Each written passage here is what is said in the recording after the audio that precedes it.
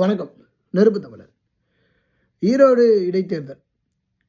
ஊரில் இருக்கக்கூடிய கட்சிக்காரன் பூரா ஓடி போயிட்டான். ஒரு கட்சி கிடையாது. அநியாயத்தை தட்டி கேட்குறோம், எதிர்கட்சியாக இருக்கிறோம், நாங்கள் தான் இந்த இந்த பக்கம் நிற்போம், நாங்கள் தான் அந்த பக்கம் நிற்போம், நாங்கள் தான் நடுவில் நிற்போம் அப்படின்னு சொன்ன ஒரு வேலையும் காணும்.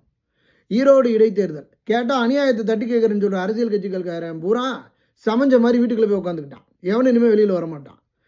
ஒரே ஒரு கட்சி திமுகங்கிறது ஆளும் கட்சியாக இருக்குது. இன்றைக்கி எதிர்கட்சியாக நாம் தமிழர் கட்சி மட்டும் களத்தில் நிற்கிது.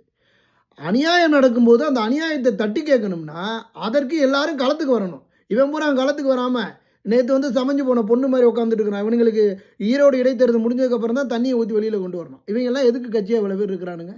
எதுக்குங்க இவ்வளோ கட்சி தமிழ்நாட்டில்? இவ்வளோ கட்சிகளுக்கு ஓட்டு போடுறான் பாருங்கள். அவன் பூரா உண்மையிலே சொல்கிறேன், அவனெல்லாம் இந்த நாட்டிற்கு சாபக்கேடுன்னு சொல்லலாம்.